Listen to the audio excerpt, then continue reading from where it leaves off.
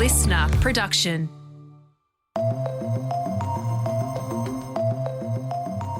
Hello, happy Friday and welcome to The Briefing. I'm Sasha Barbagat. Israel is facing charges of genocide in the International Court of Justice over its slaughter of more than 23,000 Palestinians in Gaza. Many of those killed are children. Israel launched the war in response to the October 7 terrorist attacks last year, where Hamas fighters killed around 1,200 Israeli civilians and kidnapped a further 240. The first public hearing in the case happened in the Netherlands overnight.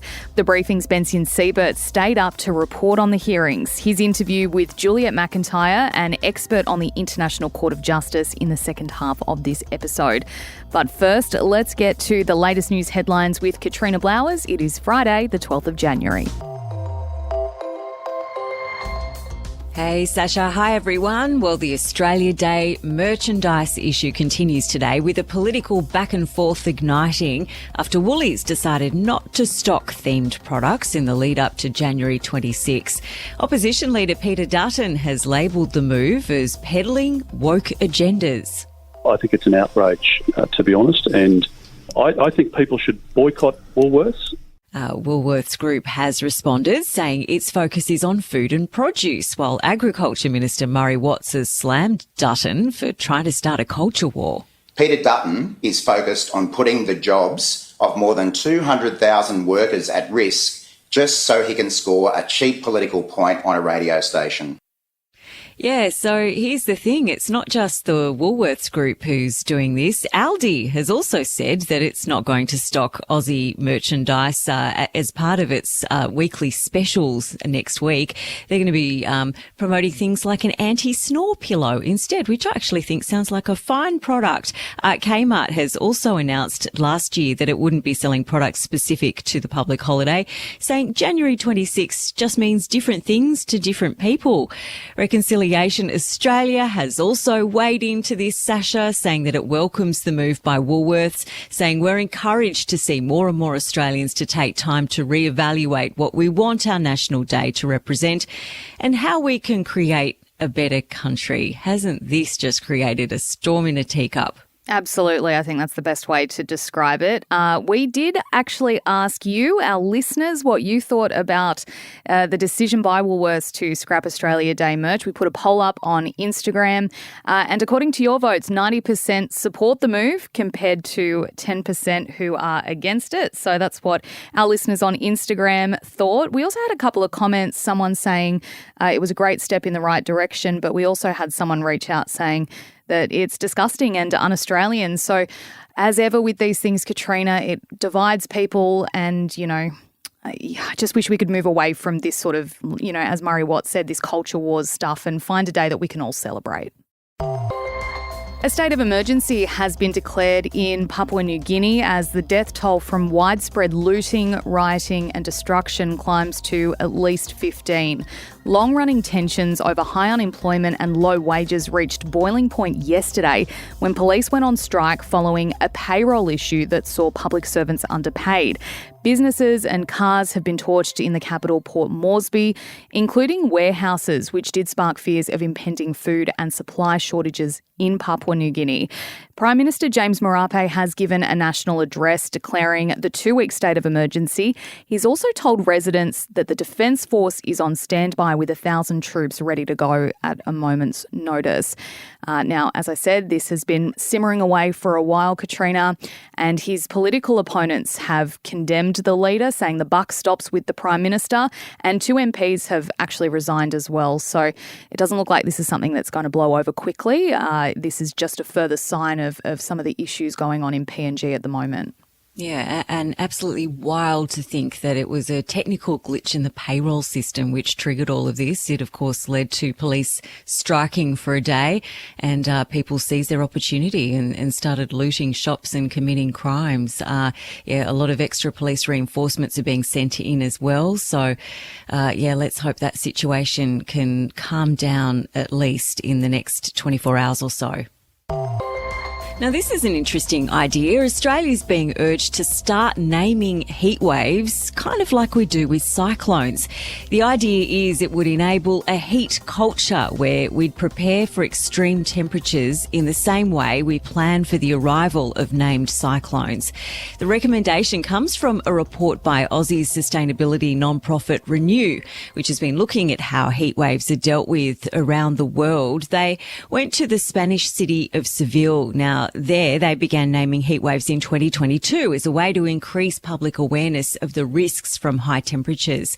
People there, once that heat wave is named, like Cyclone Jasper or whatever, they then understand the steps they need to take to prepare, like cooling their homes early in the morning, then using shading, doing outdoor tasks outside in the hottest parts of the day, staying hydrated, checking on vulnerable community members, in the same way that people in far north Queensland or in WA or cyclone-prone areas, get rid of all their loose furniture and things like that in the backyard and take care to prepare for extreme storms. So I think it's an interesting idea, Sasha. And I think the idea of making people realise, this is serious. It's like when you hear it on the news, Cyclone Jasper, you go, well, it's got a name, it's got to be serious. It's not just a storm, it's Cyclone Jasper. And it does trigger that response in people to get prepared. Now, of course, 2023 has just been confirmed this week as the hottest on record, driven by human-caused climate change and boosted by El Nino. Now, I do want to point out, or shout out, I suppose, to our listeners in Sydney, where I live. It was really warm yesterday, and it's actually been declared the muggiest day on record in Sydney. So that is down to the dew point. Now, it reached a high at 11 a.m. and when it gets to that, which was about 24 degrees, well, it was 26.7 degrees. Anything over 24, the BOM labels it oppressive, uncomfortable for most, and it could induce possible heat stress. So, we're no strangers in Australia to hot weather. It's nothing new, but there's no doubt that heat waves are extremely dangerous and they've actually killed more people in Australia than any other natural hazards. So anything to alert people and make them aware of what's going on so that they can take the right precautions is a great idea, I reckon. Yeah, I would agree with that. Yeah, and look, before we get into today's deep dive, we did want to do a shout out to one of our listeners, Kerry Sutherland. Now, she commented on our Instagram post from Tuesday's episode about the program that's de-radicalising teenagers who have been influenced by Andrew Tate. So Kerry reached out to us and she asked whether boys would react differently depending on whether a woman delivers the program or a man. So we actually went back to Dina, who we interviewed. She's the co-founder of the RAP project, which is going out into schools in the UK and around the world to talk to young boys. Her answer was she doesn't know how boys would react to having a man deliver the program, but she says they have responded well to having women present the program so far, and that the important thing is whoever speaks to them does it with respect so boys feel heard and understood. So we just wanted to share that message and that update from Dina and from our listener, Kerry. Yeah, thank you so much, Kerry. We actually love hearing from you guys. So please don't be shy. Tell us what you think, even if you've got a follow-up question like Kerry did, whether it's on any of our deep dive topics or something we've chatted on in the headlines. And the way you can do that, you can either DM us on Instagram at The Briefing. You can be sure to follow us there. And also we're on TikTok now, or you can DM any of us. We're all on Instagram. Some of us are on TikTok too. I'm definitely on TikTok. I love TikTok. Hey, thanks, Katrina. Have a fabulous weekend. Next, it's Bension Siebert's deep dive into the hearings at the ICJ, which are looking into Israel's actions in Gaza.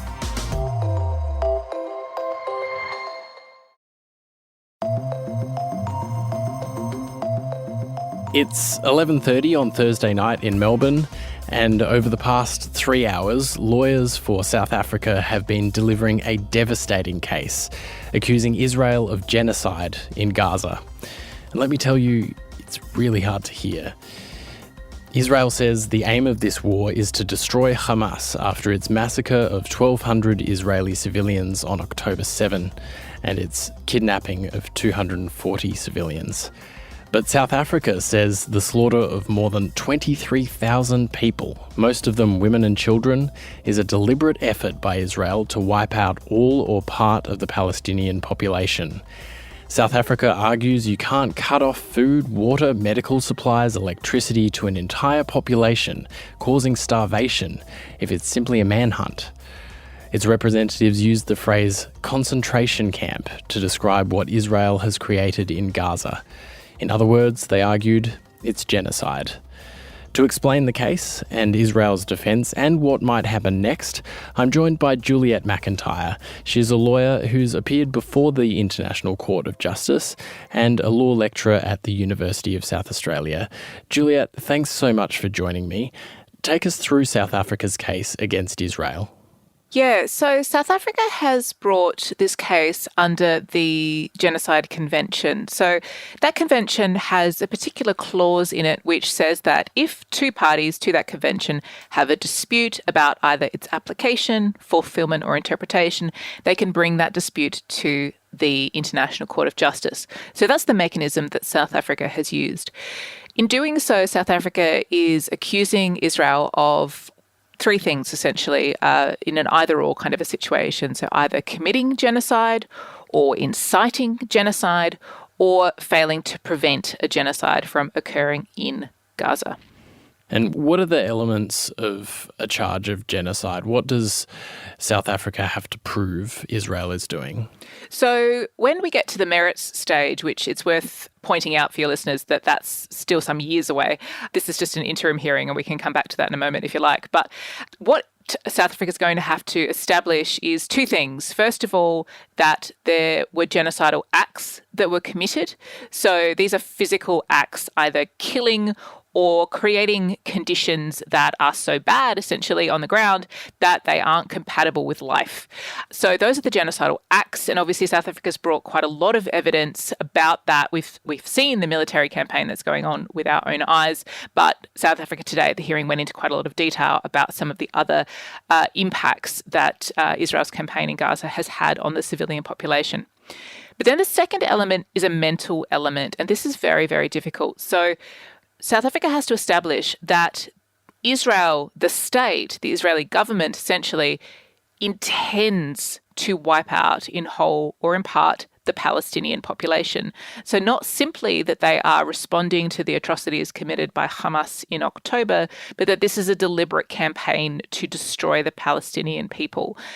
Reaching that threshold is always very, very challenging for any state accusing another state of genocide.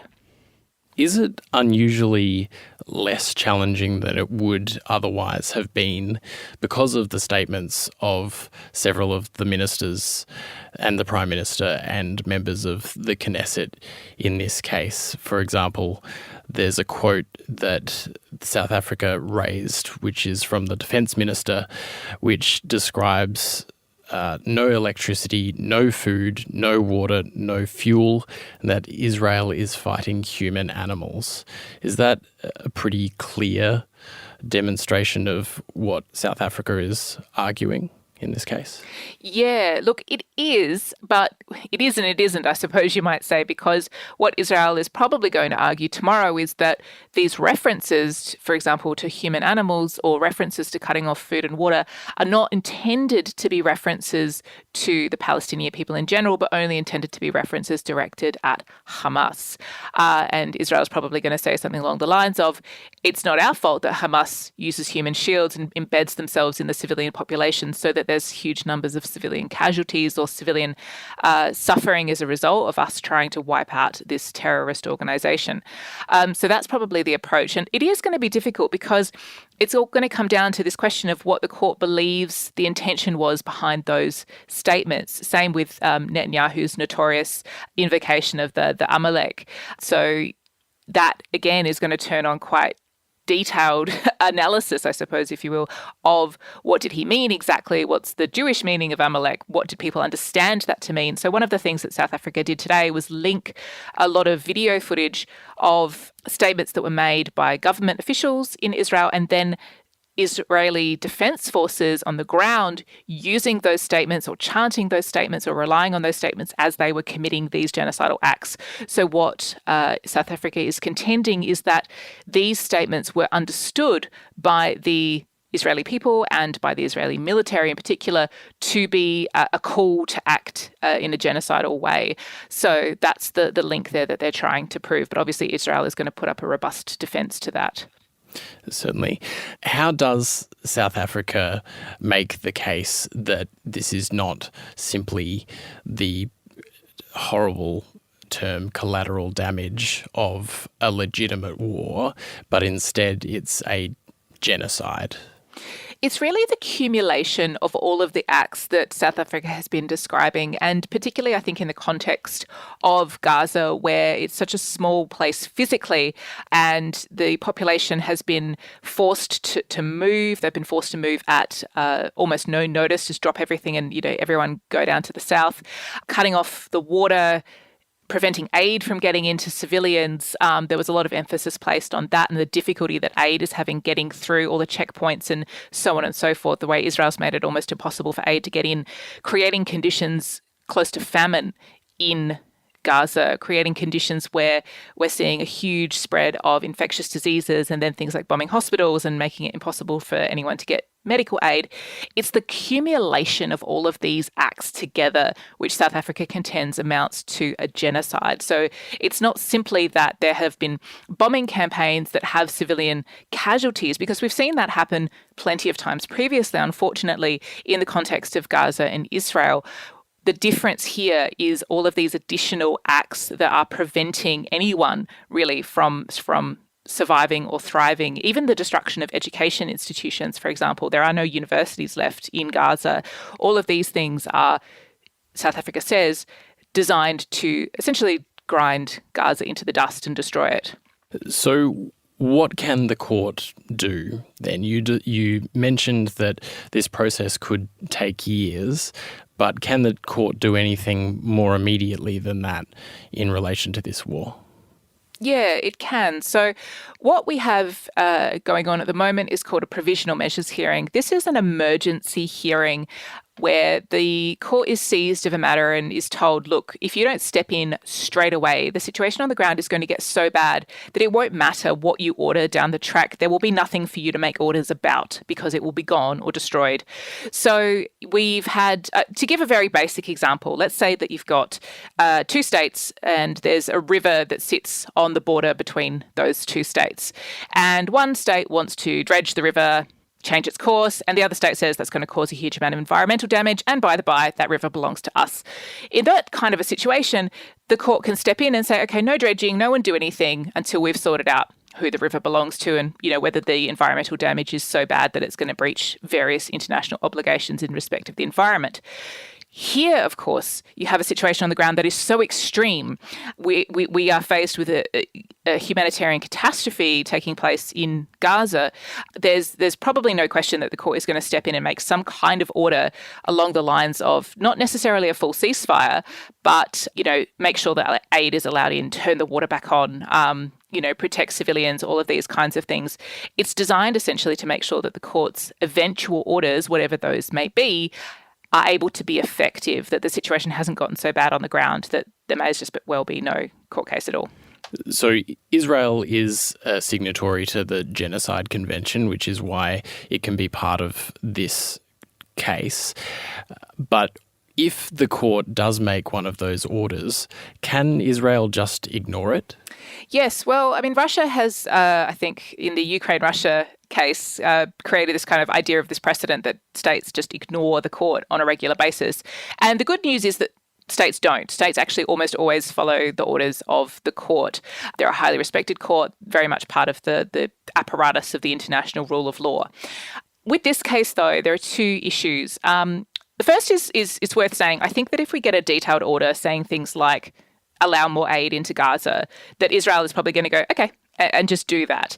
If we get a full ceasefire order, it's not so clear that Israel is going to be okay with that. So it depends very much on the content of the order that the court eventually makes. And the court may have that in the back of its mind, I don't know, but the court may phrase things in such a way as to make it more likely that Israel will comply. If Israel goes down the Russia path and just ignores everything that the court has said, well, there's only one mechanism under international law for the enforcement of the court's orders, and that is via the Security Council. So, of course, we immediately run into the same problem that we have with Russia, which is the P5 veto. In this case, it'll be the US who always vetoes resolutions in respect of Israel. So it's not that there's no mechanism under international law, and I think international law sometimes has this reputation for being unenforceable, but there are mechanisms that exist. It's just that in these unfortunate particular instances, they're stopped because of those political things happening with the P5. So this is obviously a historic case in pretty awful circumstances, but do you think that the regular average person in Australia or elsewhere is going to stand up and listen now that this case is where it is? Yeah, interesting question. There's obviously been an unprecedented amount of interest in this case.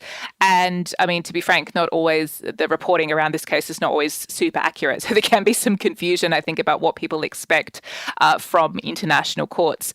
I will say, look, the International Court of Justice, it's not a magic bullet. It's not going to solve all of the world's problems with one court order, and people need to have realistic expectations. Just like any court, its job is to declare what the law is in a given situation and who's in the right and who's in the wrong. So I think, there's been a huge amount of interest from the general public.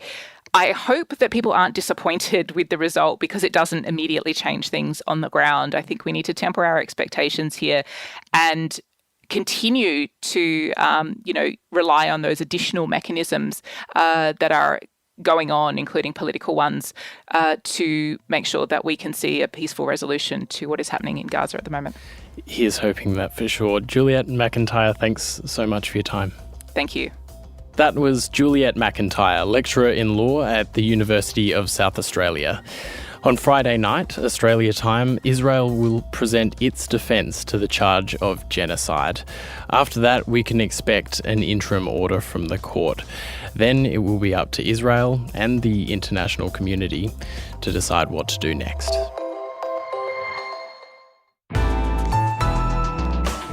Listener.